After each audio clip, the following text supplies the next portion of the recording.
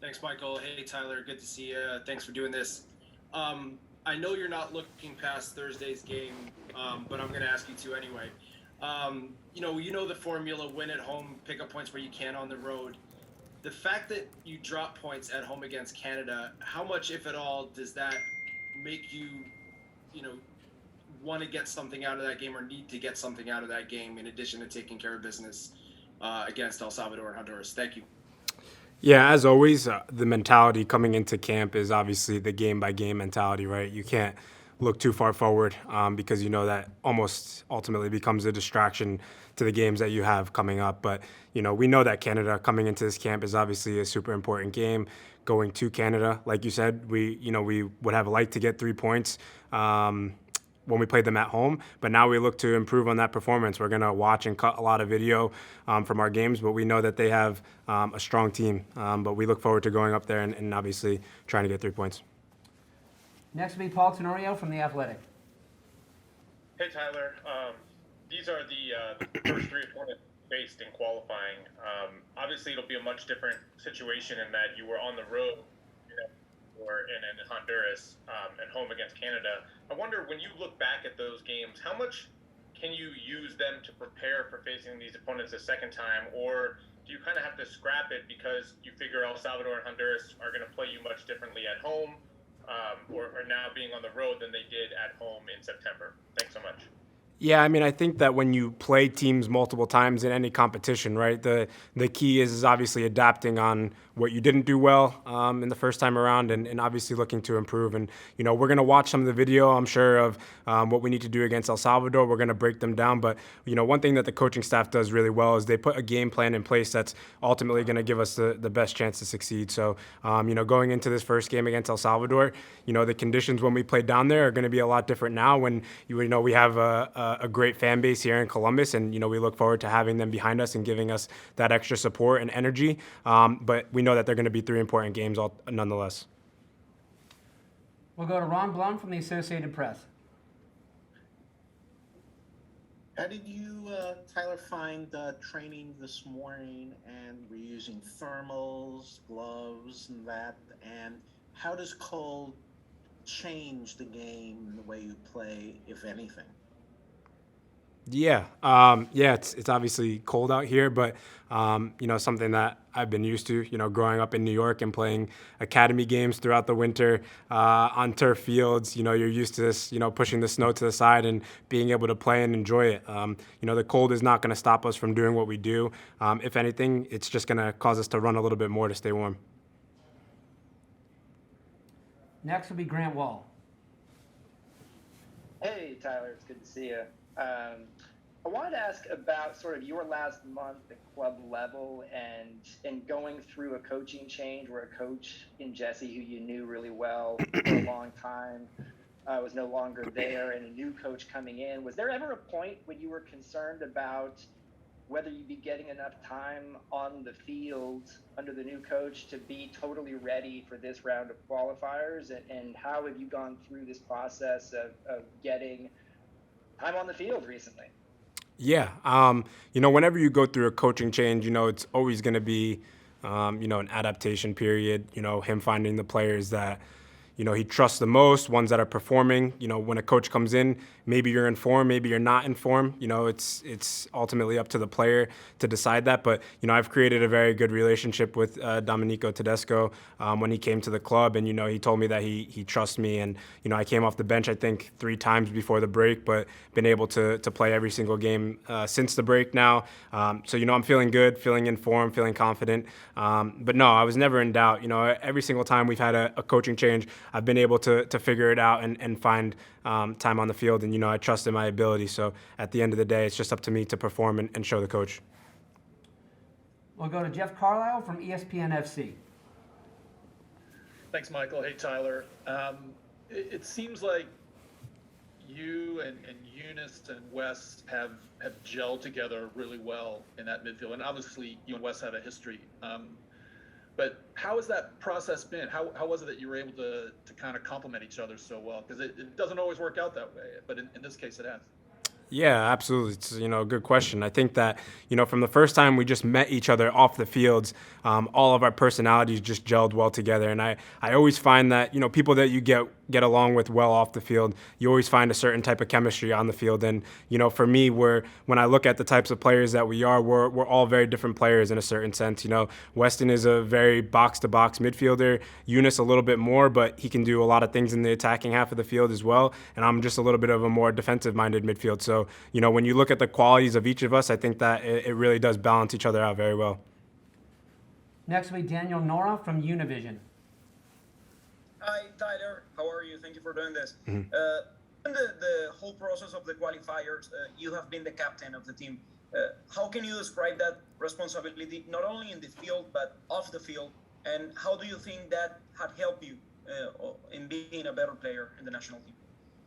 Yeah, it's absolutely. It's a huge responsibility. I mean, I think that as a young player, I can say that I'm not someone that knows everything. I'm learning on the job every single day, and there's a lot that I have to work on myself as a person and a player to improve. But with the help of my teammates, it's a huge responsibility for all of us. I want to be a leader that guys can come to. A lot of young guys that we have making their debuts or coming into camp and feeling like they're needed and they're wanted around this group. And I think that we've created an amazing atmosphere. So for me, it's a huge honor to lead the team out whenever I get the opportunity to. One that I've spoken to with Greg on multiple occasions about what he wants, what he needs from a leader and a captain. But we have a lot of leaders on this team, and they help me every single game going into this. Next will be Jacob Myers from the Columbus Dispatch. Hey Tyler, thanks for doing this. I'm just curious, after such a long break and given what this window can do for you all in terms of setting up for that final window, how much will this kind of be a measuring point for you all to see how much this group has grown, and I guess how much do you feel like it has grown as well? Yeah, it will be another huge test for us, I think. When you look at, what this group has done now, a lot of MLS guys, sacrificing time or not really getting a break since our last window. They've had to go into a December camp and play against Bosnia. Then they had to go to Phoenix and play in another camp to maintain that fitness and come in to be prepared while the European guys are still playing games.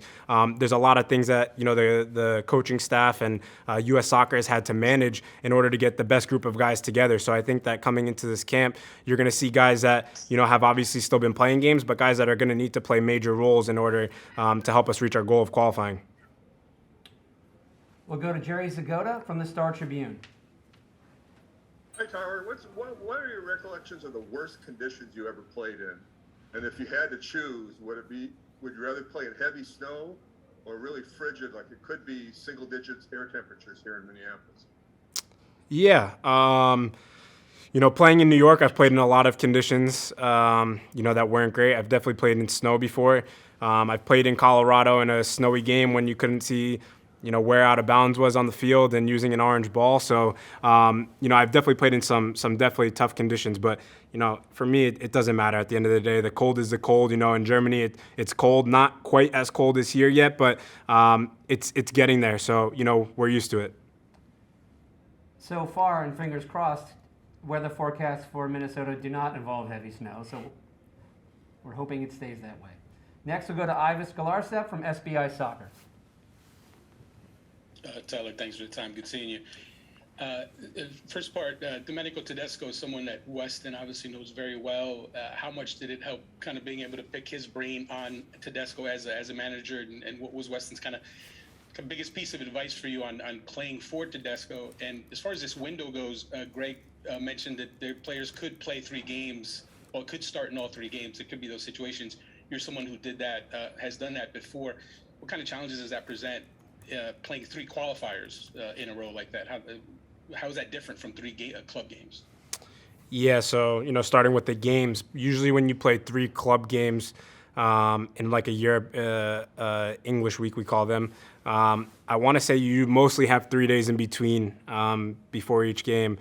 In the qualifying cycle, you have 2 days. So that extra day does make a huge difference. Now on that third day where you're getting recovery and usually preparing for the day before the game, it's then the match day. So it does make a huge difference. And, for me, I've obviously, I did that in the first window of the cycle so far. And, I have no problem doing that again. It's a huge opportunity whenever you can play in 3 games and contribute to the team. So for me, it's really important to be able to do that. And I know we're going to need a lot of players to be able to do that.